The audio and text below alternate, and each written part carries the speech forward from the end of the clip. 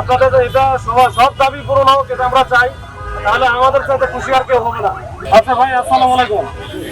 আচ্ছা, আমি বেশ কয়েকবার মানে আজকে মনে হয় আমার সাথে আলীর মনে হয় ফোনেই কথা হয়েছে মনে হয় 8-10 বার। হ্যাঁ, তো আমরা চেষ্টা করেছি, এরা ইতিপূর্বে আমরা এই 2বার কিন্তু বসানোর ব্যবস্থা করেছি। আসলে যে কোনো আন্দোলনে বা যে কোনো দাবি দেওয়া পূরণ করতে গেলে আলোচনার টেবিলে যাইতে হবে। এখন আলোচনার টেবিলে যদি না যায় তাহলে কিন্তু আলোচনা ফলপ্রসূ কখনোই হয় না, হবেও না।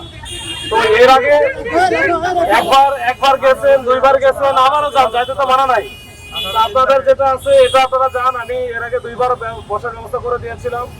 আমরা তো এটা আসলে ওই কমিউনিকেট করে দিতে পারি বা বসার ব্যবস্থা করে দিতে পারি, কিন্তু আমার তো আর ওই ক্ষমতা নাই যে আমি এই দাবিগুলো মেনে নেবো। আমার এখতিয়ারের ভিতরে এটা নাই। তো আমরা আইন শৃঙ্খলা দেখি, আমরা যে কেউ বাংলাদেশের নাগরিক যে যার ইচ্ছা মতো সবকিছু করবে, সেটা তো আমরা করতে দিতে পারি না।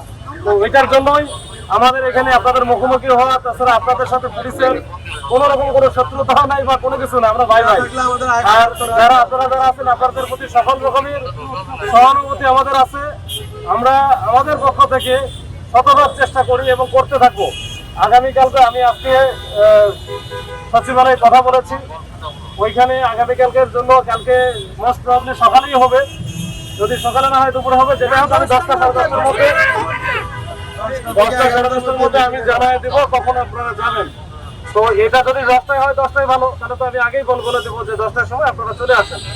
তো আমি এটা অ্যারেঞ্জ করে দিতে পারি, কিন্তু আসলে পরবর্তীতে কি হবে আমি জানি না। আপনাদের দাবিগুলো স্ট্রংলি আপনারা উঠান।